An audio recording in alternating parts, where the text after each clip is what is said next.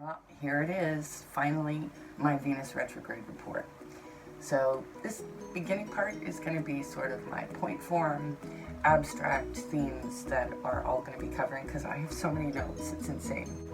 Venus has been in Gemini since the beginning of April, and we're not going to be out of the effects of Venus in Gemini and the retrograde until we hit about the first week of August.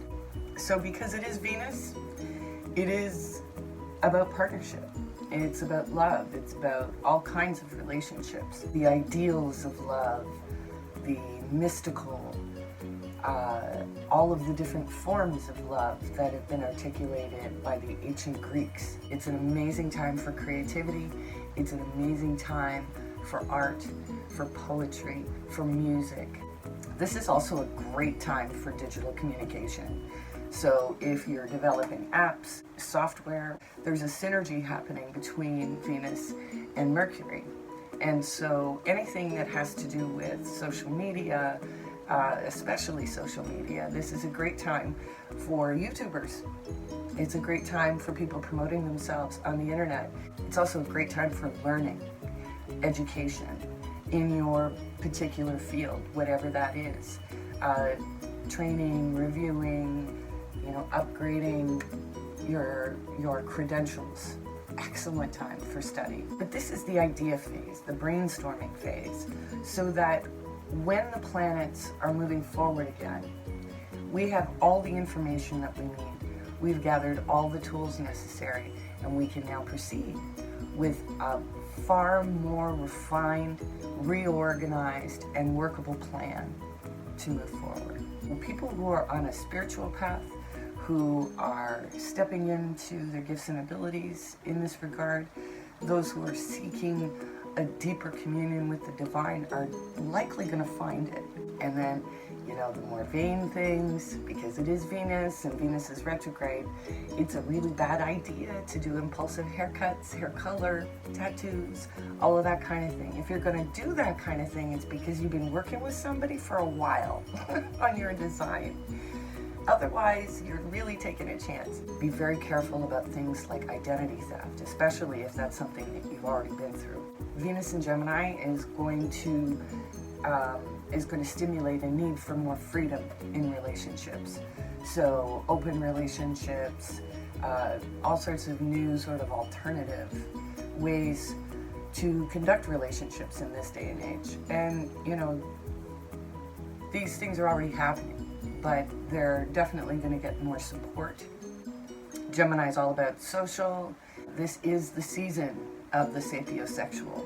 So intellect is going to be an important factor in attraction. It's really not the best time to start a relationship. And in fact, it seems as though the theme of this particular Venus retrograde in Gemini is the kind of thing that's actually going to break relationships apart. We're looking at a lot of temptation towards toxic habits such as codependency, deceit, betrayals, acting out, and the danger zones for acting out are going to be anywhere from the last week of May through until mid-June. And again, there's this tendency towards impulsivity. And indiscretions, infidelity, love triangles. All of these things are definitely possible. It's not about preventing karma. It's about focusing on the karma that we've come here to deal with. If your relationship is not sturdy going into this transit, you're probably going to be dealing with a complete and total breakdown.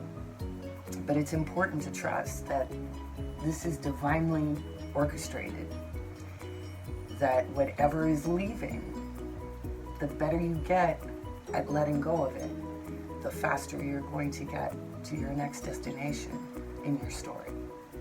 The other kinds of low vibrational things is going to be entitlement. It's going to be acting out under the stress of being confined for so long. I'm also anticipating that by the way that the astrology is working, that something is going to happen in the collective that's going to actually make the lockdown even tighter. If we learn not to become attached to certain outcomes, we'll see that there's been a natural course of events that have been set into motion. So depending on your sign, the focus is going to be maybe a little bit different than somebody else, but these are just the general themes that we're all passing through right now through the collective. So how that applies to you is going to be your personal experience. It's ultimately your choice as to how you want to deal with the energies that are present for you now. So when we get to the mid-June zone, things are going to get pretty uncomfortable for most of us. That uncomfortability is about moving us out of whatever we've become too comfortable with. The other things that we need to be careful of is how we're dealing with truth in our lives and whether we're sticking closer to wishful thinking. But what all of this is bringing us to our sense of our own truth. We know what truth feels like. We know when we're living it, and we know when we're not. Venus retrograde in Gemini is going to encourage reason over passion. At the end of the day, self-love leads to better relationships across the board. Self-care is everything right now. And the more you take care of yourself, the more it's going to change the energy of all your relationships. It is your responsibility to put yourself first. We're all at different stages of learning, and it's going to be important through all of the tension that we're all going to be feeling to be compassionate to each other and to not get stuck in that thought pattern of, I'm in this all by myself.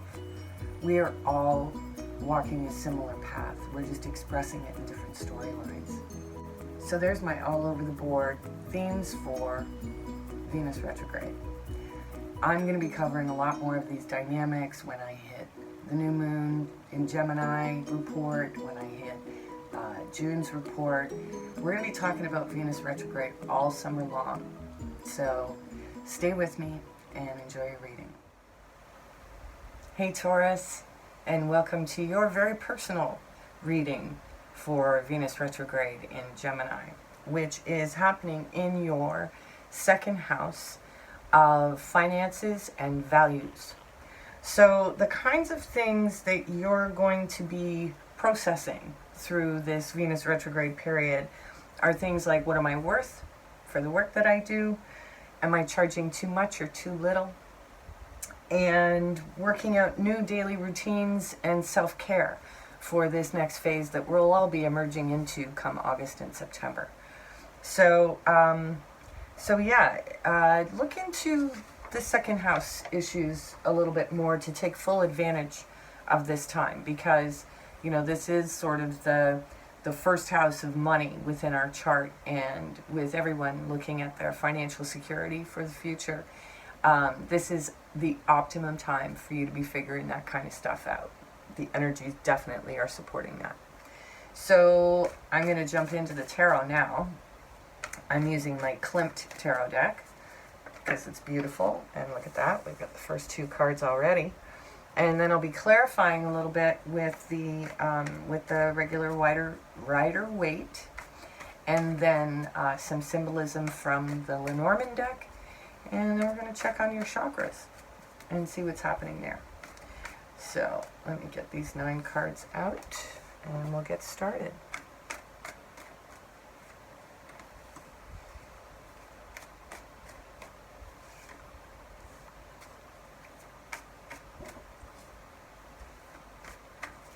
Oh, they're flying. 2 more. Oh, jeez Louise. And there we go. All right, so what are the surrounding energies for you, Taurus? Wow. The sun.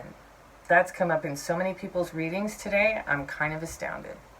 So, things are looking good, or you have a Leo lurking around somewhere in your situation. So let's take a look at the center card for you. The 8 of Swords. Well, who feels confined? Lockdown is getting to you, huh? You may have been caught up in a bit of nostalgia. wondering about the future, not really sure about where it's heading, but feeling fairly empowered. You know, you've come into this retrograde period feeling pretty strong, maybe just a little melancholy and nostalgic for, you know, happier, simpler times like the rest of us. But this lockdown really, you're feeling pretty isolated, and it's like there have been absolute endings for certain, because of your restricted movement, because of everyone's restricted movement.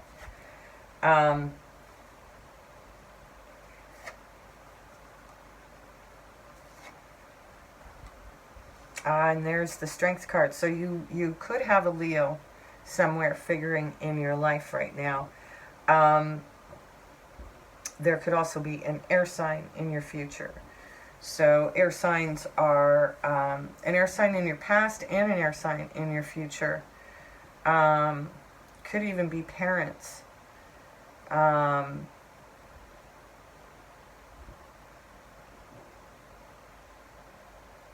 So air signs are Libra, Gemini, and Aquarius. So there could be some arguments coming, confrontations and whatnot, which is pretty much standard across the board for everybody's experience through this particular cycle. So certainly don't feel alone in that. Let's take a look. There may be somebody who doesn't like what you're manifesting for your future as a result of this this lockdown time. Whatever you're reassessing, yeah, they don't like it at all. And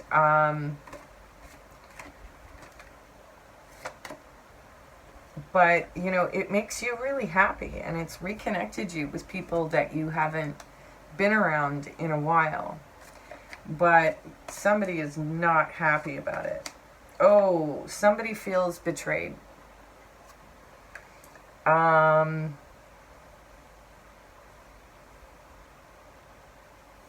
This also could be a third-party type relationship situation.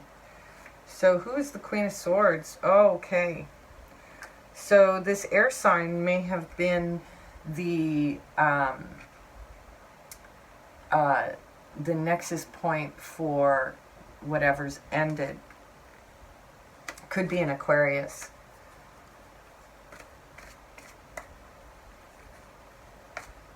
Or that situation is coming to a close. It's kind of like, you know that it doesn't have anywhere to go now. You're just waiting for it to die a natural death.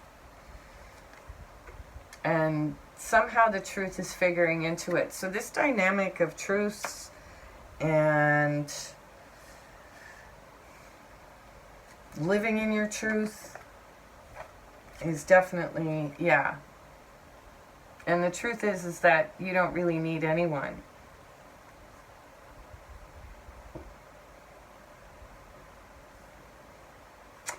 And it could have been from this betrayal that you saw the truth. And so you're just moving on with a new passion. Maybe even a new passion with a Leo. Let's see how that goes. Maybe a Leo from your past.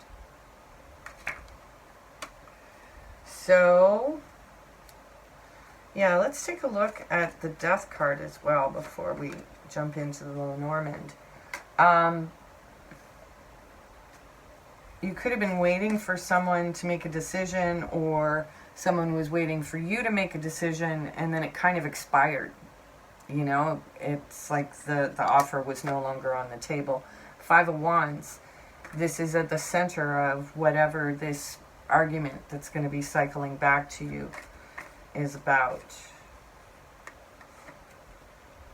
And it could be about a Queen of Cups, which is a water sign. So usually the Queen of Cups represents Cancer, but it could be a Pisces or a Scorpio. Okay, what else? Yeah. It's part of this Eight of Swords dynamic that you're feeling. locked down, restricted, and it's producing a tremendous amount of anxiety for you. Because all you want to do is kind of work at the situation.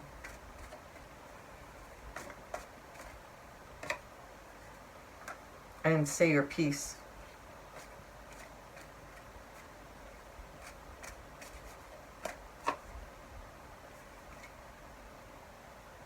Yeah. You kind of, yeah, you really do. It's like, you know, the younger parts of you and the older parts. It's like you're being triggered to speak on both a very young level and on a very mature level. So you'll start out, you know, I don't mean to reduce this, but it's kind of like starting out kind of whiny and then coming in and being authoritative, you know, because, you know, a lot of the times, you know, when we are triggered by situations, it is the inner child that responds first, and then we kind of circle back and then put some new words around it, and it becomes a lot more clear. But ultimately what this is leading to for you personally is a lot more stability and a new sense of self-love.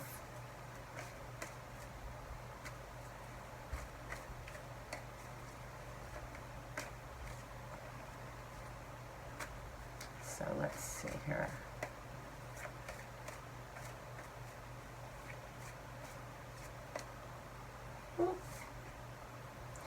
King of Cups.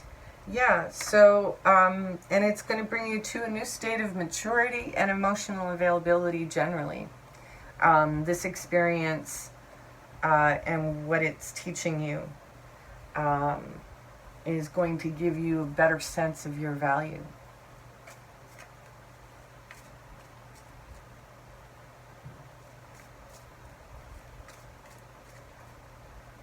All right, Lenormand, 3 from you.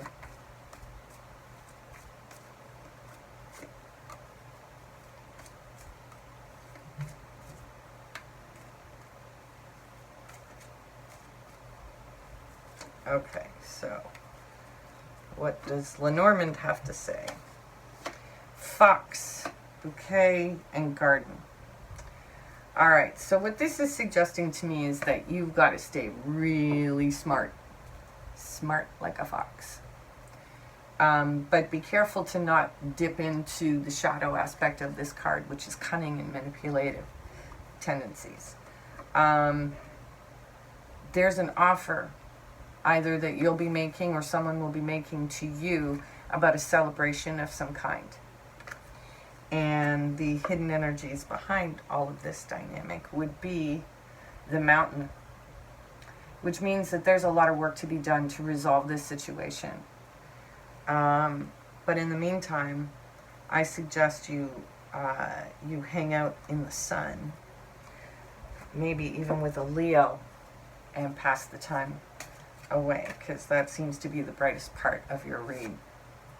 And what are we looking at? The crown chakra.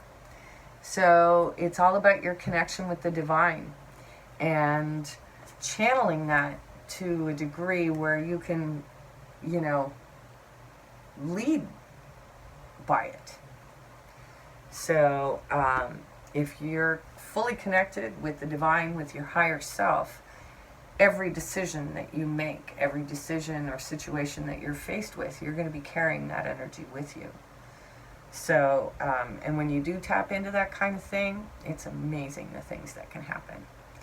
So, Taurus, I hope you enjoyed your reading. Have a great day.